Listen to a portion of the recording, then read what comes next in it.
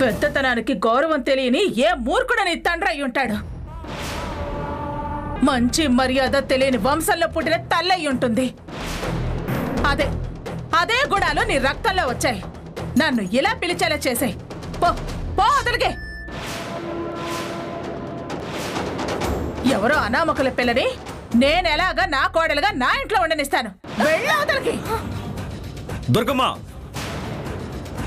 ఇంకోసారి తులసి నీ మాట అన్నావంటే తులసి ఒకటే పోదు, ఇద్దరం కలిసి నడవాల్సి వస్తుంది.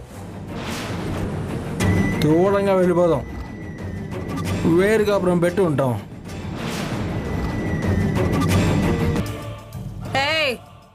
ఆగవే, అసలు నిన్ను కోడలని ఎవరు ఒప్పుకున్నారే? మంగళ వాయిద్యాలు, వేద మంత్రాలు, బంధువులు, అక్షింతలు, ఆశీర్వాదాలు, అప్పగింతలు. ఈ వెదవాగుడు వాగినంత మాత్రాన నా ఇంటి కోడలు అయిపోవు. దానికొక స్థానం కావాలి అంటే పుట్టుక పుట్టిల్లు తెలియాలి. పైగా వారు మాజీ పోలీస్ అధికారి, కళ్ళే స్కానింగ్ మిషన్, పలకరిస్తే లైఫ్ డిటెక్టర్.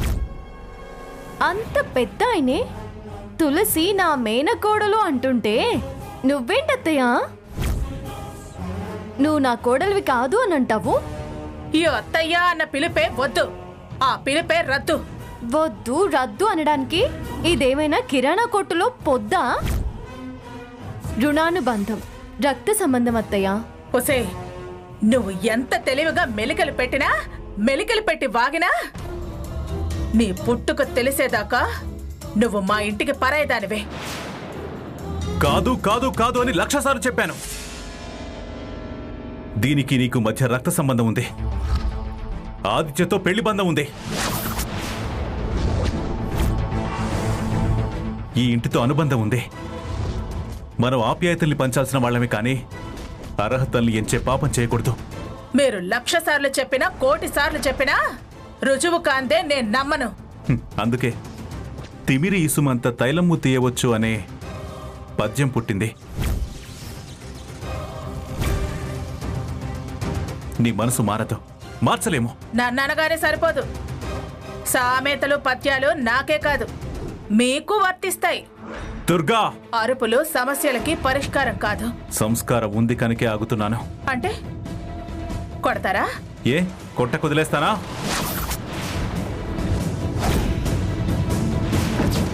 నేను గౌరవం ఇచ్చి వదిలేస్తున్నాను. లేకపోతే లేకపోతే మిమ్మల్ని పేరు పెట్టి హోదా పెట్టి పిలిచేవారు కాదు, నెంబర్ పెట్టి పిలిచేవారు. దుర్గా, మామయ్య వద్దు మామయ్య, ప్లీజ్ వద్దు, ఆవేశపడద్దు. నా కోసం మీరిద్దరూ గొడవ పడద్దు. అయితే పోవే అవతలకి. పోనత్తయ్య, అది అస్సలు జరగని పని. పొరపాటును కూడా వెళతానని కానీ వెళ్ళకూడదామని కానీ ఆశపడద్దు. నేను అస్సలు ఉండనివ్వను. ఒక 2 రోజులు ఆగావనుకో, నేను ఎవరో ఏంటో ప్రూవ్ చేసుకుంటాను కదా.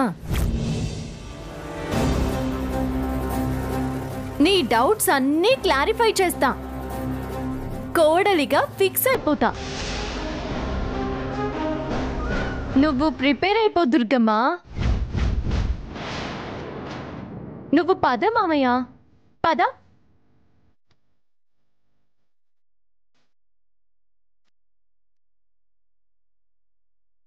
ఇది చెలగలా పట్టింది, వదిలేటట్టు లేదు. ఎలా వదిలించుకోవాలి? ఎలాగైనా దాన్ని మెడపట్టి బయటకు గంటాలి.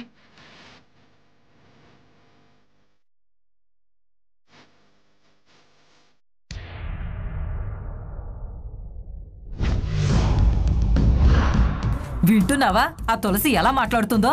నీ పక్కనే ఉన్నాను కదా, నువ్వు విన్నది నేను విననా? వేననా తేననా అనటం కాదు, కొంచెం ఆలోచించు. ఏం ఆలోచించమంటావు? అదేనే ఆ తులసి సంగతి. ఏంటి ఆలోచించేది? దాన్ని ఎలాగైనా వెళ్ళకూడదాం అనుకున్నాం కదా.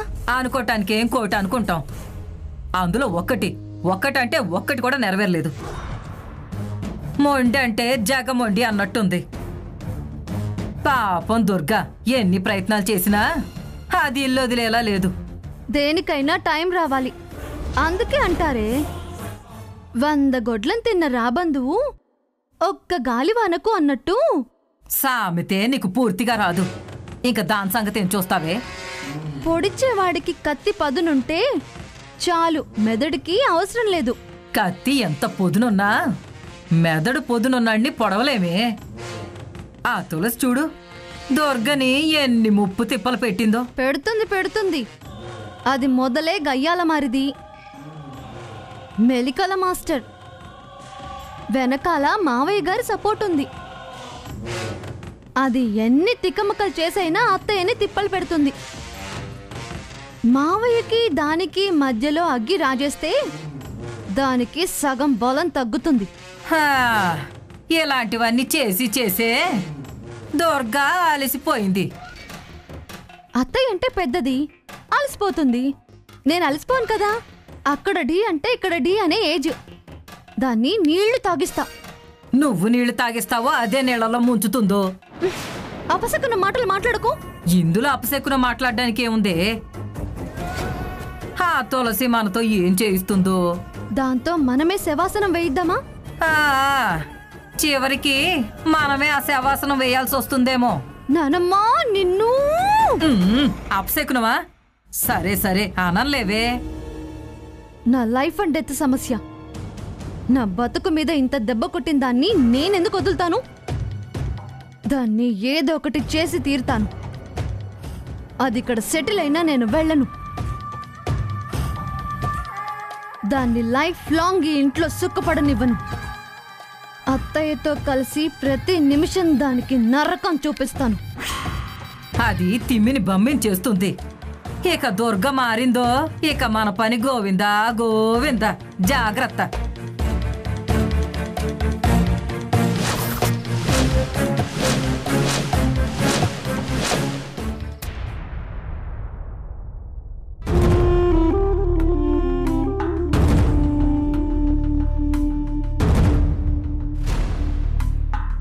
ఏంటి?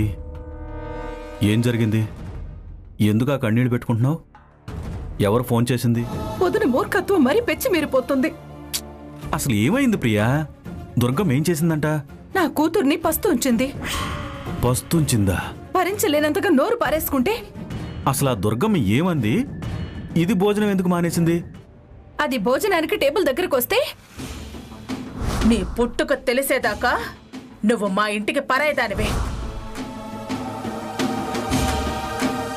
మీరు 1,00,000 సార్లు చెప్పినా 1,00,000 సార్లు చెప్పినా రుజువు కాందే నేను నమ్మను.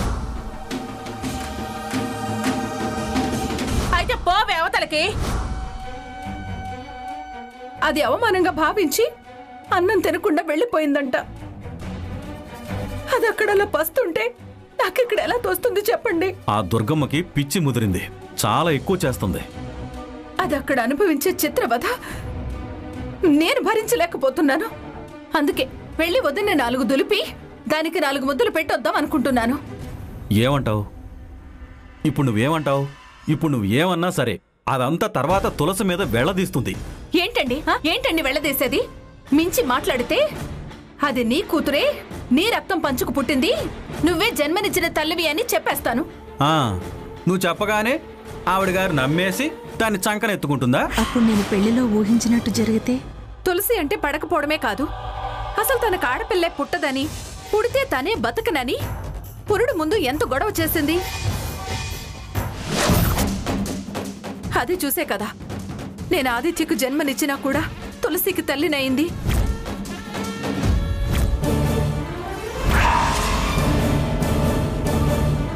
వదినకు కానీ తులసి తన కన్న కూతురని తెలిస్తే ఇప్పుడు మళ్ళీ చావుకు సిద్ధపడుతుందనిపిస్తుంది.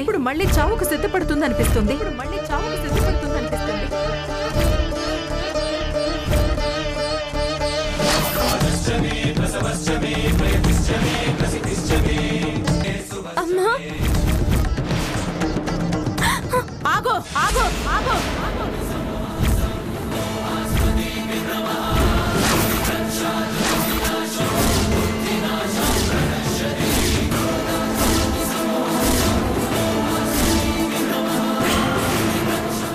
ఎవరే?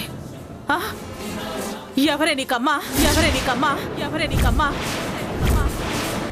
నిజంగా నిజంగా నువ్వు నాకు కూతురువే అయినా నేను మాత్రం నిన్ను ఆదరించను, చేరదీయను. అసలు అసలు అసలు ఆడపిల్ల అంటేనే అసహ్యపడే నేను నా కడుపున పడే అవకాశం నీకెందుకిస్తానే? విషం తాకి చస్తాను కానీ దీన్ని కూతురుగా ఎలా ఒప్పుకుంటాను? కాలగతిని సవరించిన సాక్ష్యం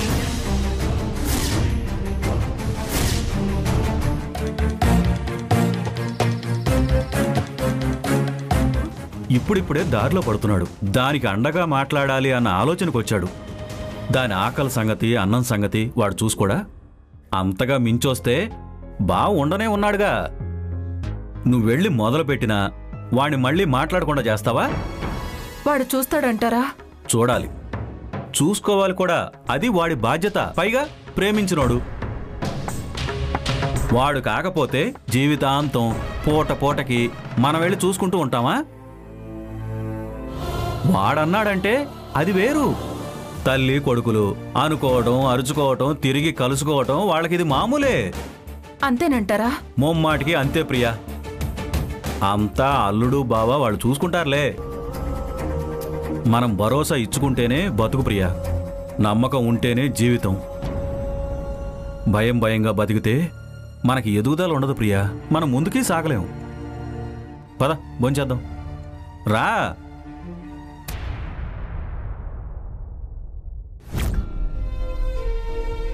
నీ పుట్టుక తెలిసేదాకా నువ్వు మా ఇంటికి పరాయిదానివే. మీరు 1,00,000 సార్లు చెప్పినా, 1,00,000 సార్లు చెప్పినా రుజువు కాందే నేను నమ్మను. అయితే పోవే అవతలకి.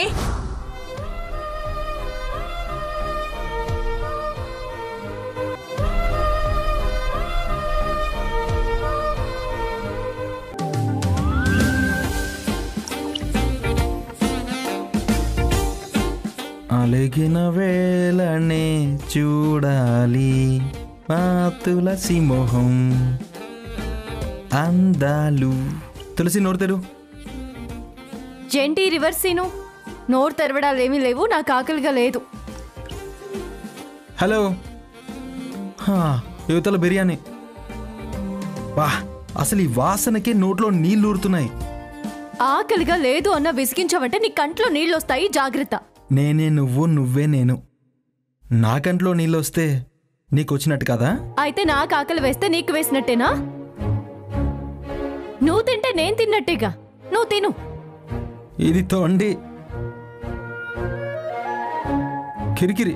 మా అమ్మ మీద కోపం అన్నం మీద చూపిస్తే ఎలా? మీ అమ్మ మీద కోపం కాదు, నీ మీద నాకు కోపమే. నా మీద నేనేం చేశాను? నువ్వు మా నాన్నతో కలిసి మందు తాగొచ్చావా? చీచి, నేను మావయ్య కలిసి మందెందుకు తాగాం? నేను రాహుల్ కలిసి తాగాం.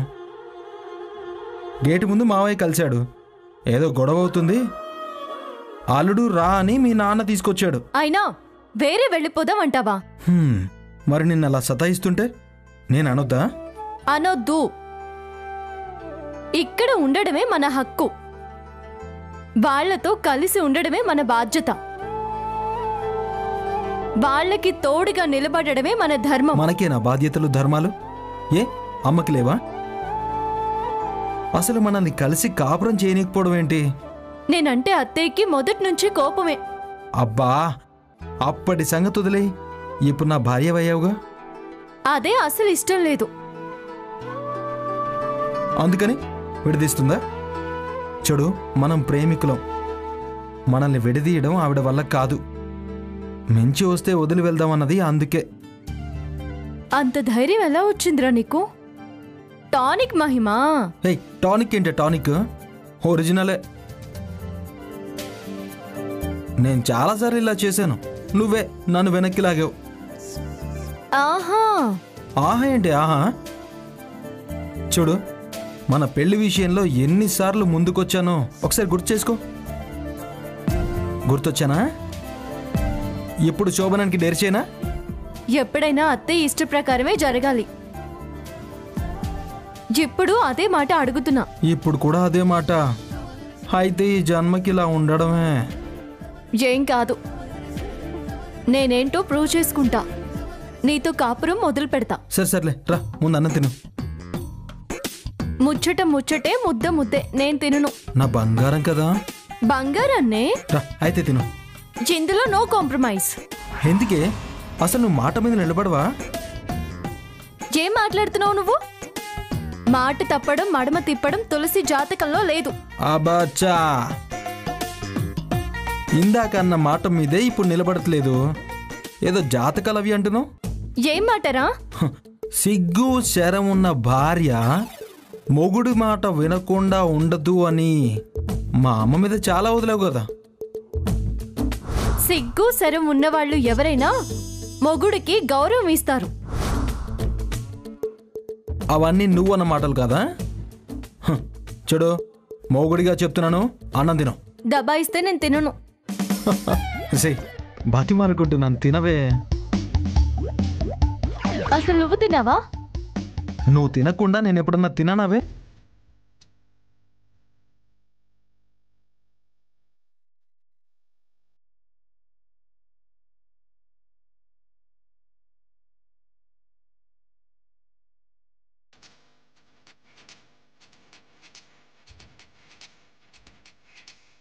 అయితే నేను నీకు తినిపిస్తాను, నువ్వు నాకు తినిపించు.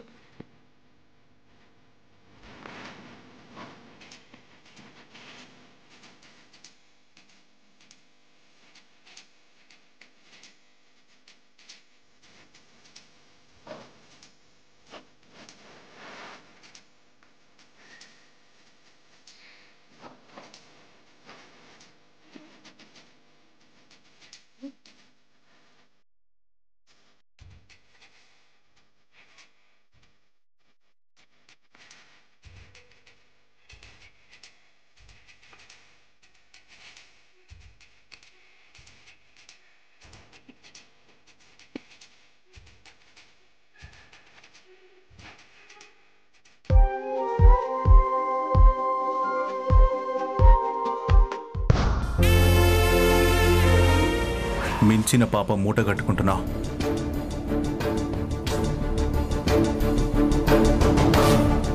ఏం మాట్లాడుతున్నారు?